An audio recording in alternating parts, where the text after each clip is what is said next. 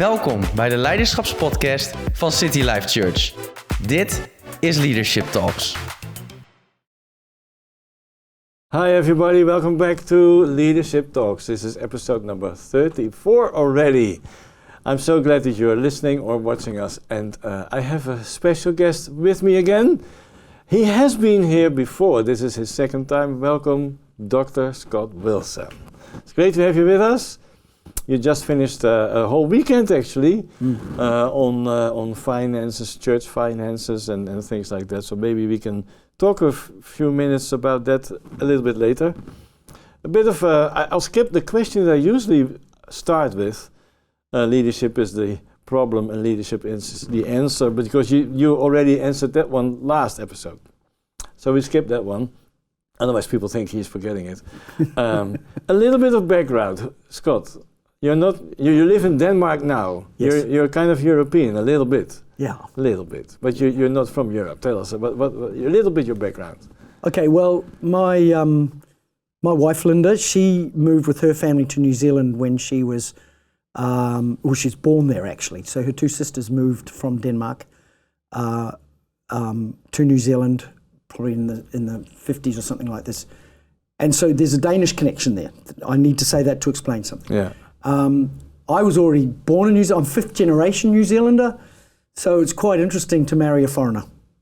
That's what she is. Yeah. And I only realised on the last visit, actually her side of the family are actually foreigners, like we are now in Denmark. It's quite interesting how the world works. So what happened is, as I was born and raised there, I became a Christian when I was 17. I met Linda shortly after.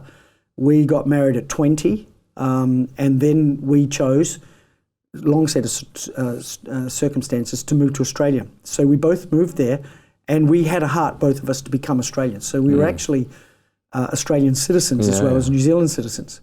I've lived in New Zealand 22 years, but I've lived in Australia only 18 years, and now roughly 30 years in Europe. Yeah. So technically I've been more time in Europe. We went over to Australia, helped plant a church we were part of. Then we went out and planted our own church, two churches actually, just out of Melbourne. And we were there for about 3 years in small towns. They worked really well and are still there today, some 40 years later. And then we moved to Melbourne to start and work on a Bible college, which over a period of about 10 years became Australia's largest college. And there wasn't a Hillsong then or those types of things that had, big weight behind them. So it was just us and a few others. And it was a very amazing time. I was about 38 at the time, and then we chose it's time to do something new and something different. So we actually prayed a dumb prayer, Erald, and I wouldn't recommend anybody prays it. Lord, send us to the hardest place. We ended up in Denmark. In Denmark. Which I might add is a pretty tough place to work. We have 5 million people. We have, I think, all Christians put together, free church Christians, Baptist, Pentecostal, Methodist, and Anglican and the lot, there is only 12,000. So if you consider that the Norwegians are 4.5 million people, but they have 40,000 Pentecostals. The Swedes have 7 or 8 million people, maybe a bit more, and they have hundreds of thousands of Pentecostals. It's a very hard nation to work in. Yeah. But that's where we landed. We started in the Bible college there, and about 25 years ago, I started to go out on my own, working with guys like you and others who was just starting churches up and coming alongside and helping them with their stuff. On the way, I did an education. I left school at 14 and a half. So I left because I was rebellious rather than, or my son doesn't, there's no such thing as rebellion, lad. It's just your neurons didn't fit the program or something. Had some word for it. I'm like, okay. Really? I think it was rebellion. So I went back to university at 25 as a mature age entrance, which you can do, and did my bachelor's, and then I did a couple of master's degree, one in theology, one in organisational training in Australia. And then when I got to Europe, I enrolled in Liverpool University to an adjunct college there and did my doctoral thesis some years way back now. Wow. And I've enjoyed being able to write about 8 books now, and supplementing and helping the body of Christ wherever it might be. Yeah, leadership all over. Yeah, leadership and building. Correct. So you travel in Europe, UK, and in America to help churches be on their advisory board. That's where you are with us as well for many years. We lost count for probably 10 years or more on the advisory board. So you're one of the guys that look what we do and you give input and advice, and so that's a very big help for us to be honest, really. So thank you for all that. So there's a kind of two questions maybe today. The second one maybe a bit of church finance, but the first, you travel a lot. Probably we think COVID is over, but I'm not so sure if COVID, if probably it's not over if we talk about mental. What do you see, to make the question very clear, the new challenges that leaders have, church leaders, business leaders, post-COVID, working with people? I think there are two essential ones I'm looking at, and the first one is linked to COVID, like you rightly said. I think my personal reflection, and having travelled a lot during COVID, I only was locked down when I could, when I had to. The rest of the time I was gone. So I saw a lot what was going on in that time, and then out of COVID, I've been in America a lot, Australia and New Zealand a lot, plus Europe. And I think the DNA of the human psyche has been slightly tweaked globally. There isn't a person you meet today that hasn't been touched, tweaked, influenced, changed, redirected, thinking different, whatever, from very small age to older age in the world today. I don't mean that, including you and I. We've had tweaks. I'm not saying a massive change. A tweak is just a slight turning of the screw, but it's enough for us to say society is now a little different to what it was pre-COVID. You got to remember, pre-COVID, we were coming into 2020. The church was booming, and we will look at boom years. 2020 on. Many were ready to celebrate a decadal growth thing, and it just got closed down on everybody. If you started a business or you were heading off to your university studies, we all got affected. So it wasn't one group of people, it was the whole globe. It affected everyone. It's tragic, in my opinion, the tweak. I don't think it's a good tweak. I think some people think it is, but I don't. I think it's affected us the wrong way, which has created further mental health issues and further challenges. That's one area, which means leaders today in business too are navigating people's emotional realm, which we never used to have to, in the workplace. So now the boss is kind of he's almost got to become counselor. or be able to refer it on or deal with these things, and you know that happens. That's a big shift. I'm not saying that's wrong, but I think that's a tweak that's different. Then there's a second one, and this applies to the church, and this is hugely important to see. There's now a generational shift. There's a movie come out called The Jesus Revolution, and if you get a chance to see it, you need to go. It's about the 1970s move of God with the Jesus people, and it's a powerful movie. I think, for me, I was emotionally impacted for most of that movie as I sat there, because it was my generation. Guys who are in our 65s, boomers, that was us. I was saved in 74, just after but I knew that you would remember the Jesus movement, and it powerfully changed the way we do church. Most of the leaders of the church today over 65 who have shaped the last 40 to 50 years came from that movement globally. So they are entrepreneurial, gung-ho, apostolic, evangelistic, going out, building churches. Our church growth models, our church structures, our church forms, all come from that 70s on. And so does a lot of our politics and business as well, which is fine. But we are now shifting generation. It's now moving to the millennials and to some degree Gen Zers. So we are not only in a tweak moment globally with COVID, which has affected a lot of people, we're also in a moment where churches are experiencing, and you're doing this, navigating transitional change with another generation. Now, not only do they have generation issues they're dealing with and working out, because laws have changed since we started and things are different today. They've got that one and they've grown up with it, so they know it. There's moral things that are happening. But there's also this other thing, the tweak of COVID. You put it all together, and the generation we're working with, 40 and under, are completely completely too strong. Very different to what you and I grew up with this gung-ho, pioneering, let's get out there. They do it team-based. They less interested in the formal things, positional things. They want to get the job done, but in a totally different way. Yeah. It frustrates me sometimes, not because they're wrong. It's just that I did it a different way. You did it a different way, and most of the over 60s who are listening today did it a different way. And you're navigating that. So I think those two challenges are massive. Yeah. If we can get them right, the church will move forward really well. If we can do the right things, it'll all be okay. Yeah. But there are things to navigate there. So I do a lot of transitional work now. Yeah. I would say about a third of my time is dealing with transitional moments, and the key is to get in really early, say 5 years before there's even a thought of having to translate the leadership role, rather than wait till it's time we're out and some go well, some go not so well. Some I've seen ones where they've got the guy lined up and it's all going well, and then COVID came and changed that guy, so he's out and you've got to start again. It's really confusing, quite weird. So I think there are those two main issues that are there globally. They're not limited to one place. So what you said already a little bit, what would your advice be? One or two very practical advices maybe when, guys end for 50s or begin 60s, wanting to work and at the end hand over the church to the next generation. One or two things that we have to keep in mind to make it work. Well, there's a third thing that's not an issue, but the third thing is the guys like you and others who started churches way back 30 years ago have actually reached a different point in church life where multi-site, big campus, much more influence.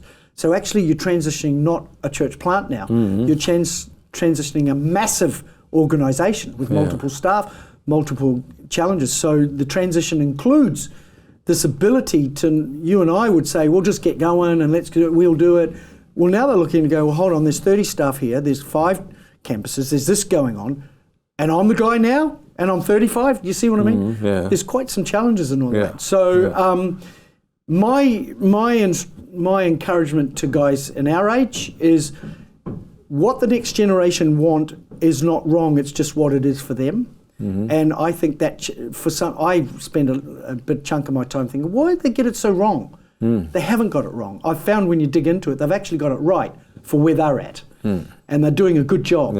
It wouldn't be what I'd do, wouldn't be what you'd do maybe, but they're doing it right for them. And what we've got to do is support that and help them navigate. If I can get hold of a 40-year-old that's now got a church of a few hundred people, maybe transitioning into a bigger church, and help them get the rest of it right, then I'm doing what I started to do 25 years ago anyway.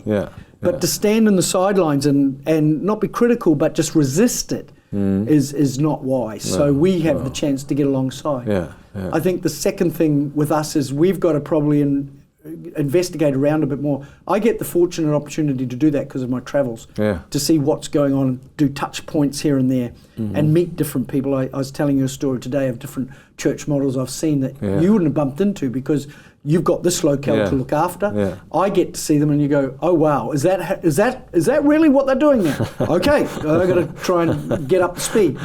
So we have to learn some stuff. On the vice versa of that, the next generation, who I find this is true of, need to be very honouring of what they're getting. And I think they are. I think they really do honour what they're receiving and what God's given. I don't find them arrogant or proud too much. But I think they're frustrated sometimes with the pace and how long it's going to take. And that's why good processes are important of transition. And I think the second thing I'd say to that generation is not everything they're growing up in is right. Just as not everything we did when we started was right. So watch the traps that are not good for you. Don't just assume because it's legal or it's right, that's how it's done, that it is right. Keep to the scripture, follow the patterns, and navigate the stuff you have to. So I'd say those two things to each group. Maybe I've left some stuff out. But very good. It's a challenge and it's an important thing. You work a lot with this, with all the transitions, and so to both groups you would say it's not wrong.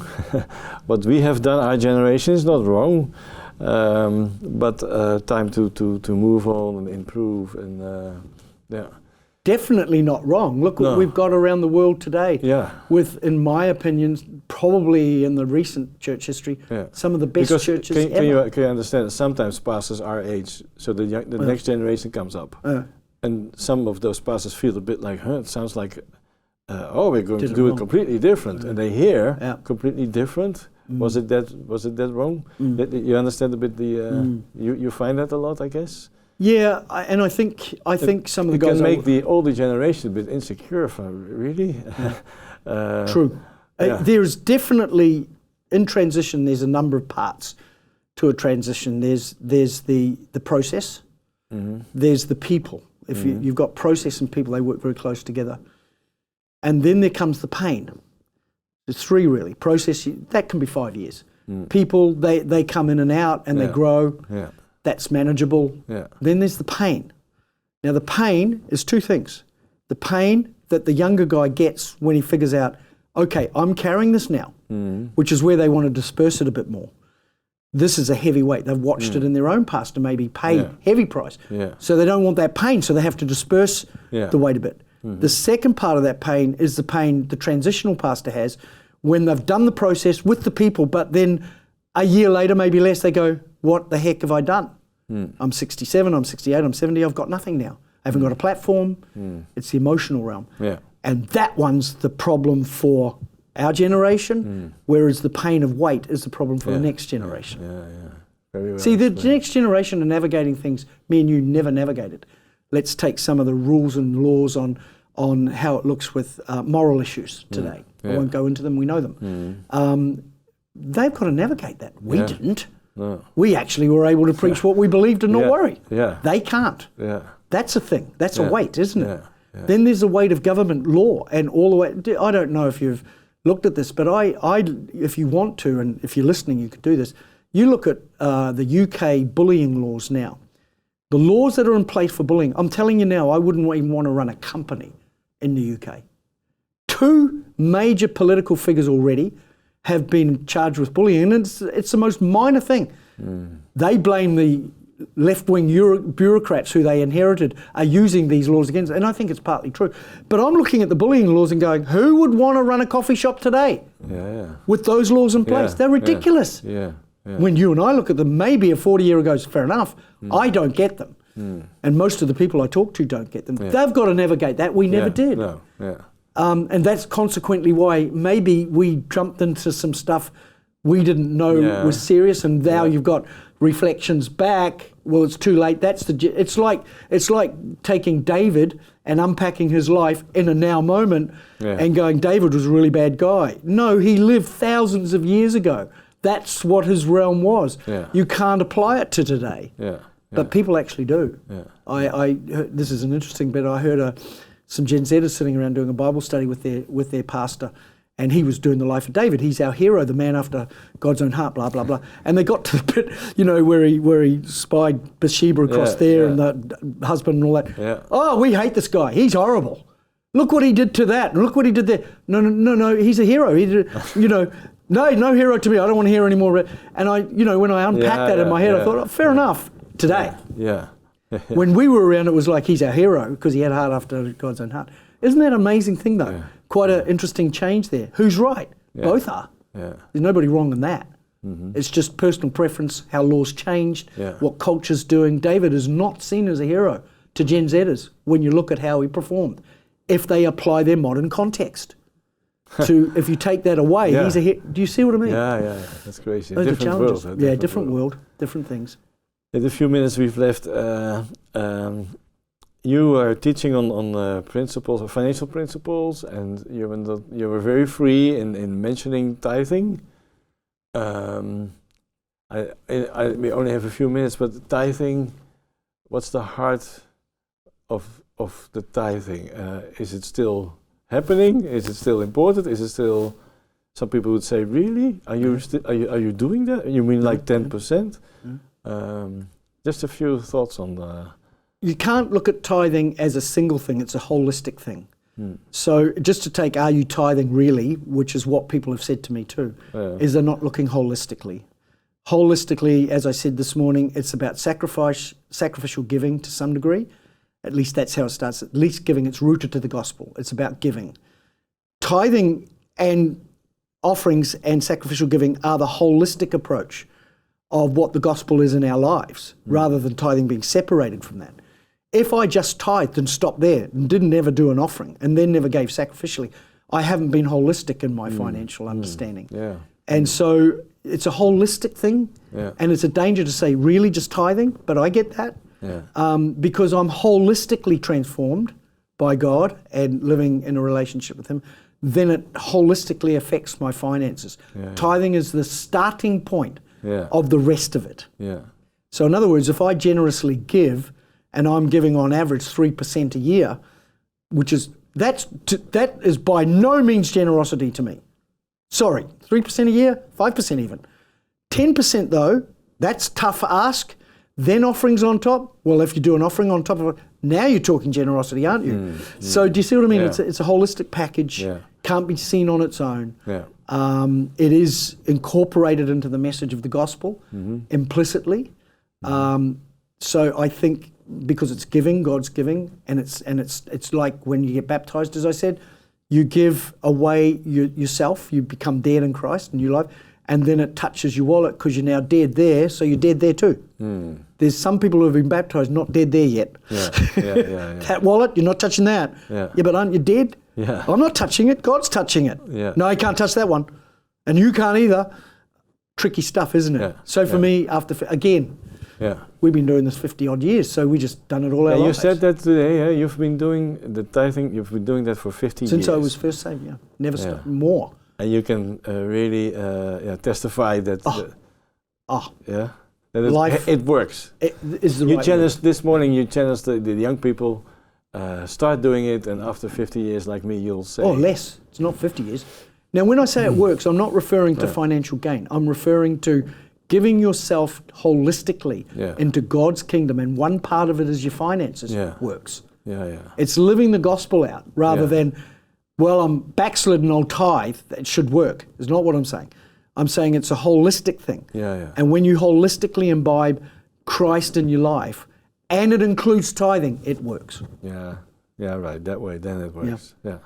Actually, in the secular world, business people do this. Jewish communities still do it. There's truckloads of people who are tithing who are not Christians, and it works. Really? Yes. You need to Google that one. Non-Christians that tithe? Oh, yeah. No, it's common practice in many business talks and forums today that endorse tithing or 10%. I'll get them out for you if you need to, but they're there. Anybody watching can Google that. If this is all new to people, maybe not a Christian a long time, last question, are there some steps to it towards doing the tithing, giving 10%? Well, often when you become a Christian, your world economically is very bound up already, especially if you're a student or that age, and you've got high commitments, maybe debts. So the question comes, I can't, it's impossible, I haven't got it. So my answer to that is start somewhere and work. I did that because, as I said, and I'll say it again here, not to say it for the reason of saying it, but it's a lifestyle for me. I chose when I was 65 to be giving 50% of income. All I did to do that was every year put it up a few percent. So I'd say to a person who's tight budget, starting out, start with 1. You watch what will happen, go to 2, then you jump to 5. You'll get there. And I'll tell you why. It works. So you'll get there. I'm a bit afraid of doing the pragmatic thing on tithing because I think what we've heard in the past is if you tithe, God will bless. If you don't tithe, God won't bless. And I don't like that. I think it's more about God not changing who He is. Malachi 3:6. I am the God who changes not. Jesus is God. He didn't change. He endorsed it. Matthew 23. And then Paul endorsed it too. He said nothing to... People argue there's no tithing in the New Testament because Paul was silent. Well, guess what? Sunday school's not mentioned in the New Testament too, but we love Sunday school. Don't we, parents with children? Well, it is mentioned, as you said. Yeah, of course, of course. Matthew 23. If you read my books, iclm.dk is the webpage. You can buy them there. I've written a book on tithing. It's probably the most recent modern one out there. Well, thank you, Scott. Our time is up, and it's been very, very good to talk to you here. And I can tell that you have so much experience. You see the world that we live in. You understand the generations. And so it's been a big blessing to have you with us this whole weekend. And already for many, many years as one of the advisors for City Life Church as a whole. For me and Mathilde and our key people, key leaders. So thank you very much. My honor. Oké, ik ga even naar het Nederlands. Wij doen dit elke 4e dinsdag van de maand. Leadership Talks. Je kan luisteren, je kan kijken. Als je het leuk vindt, laat het ons weten. Vertel het aan anderen. En volgende maand ga ik praten met Joelle Nava.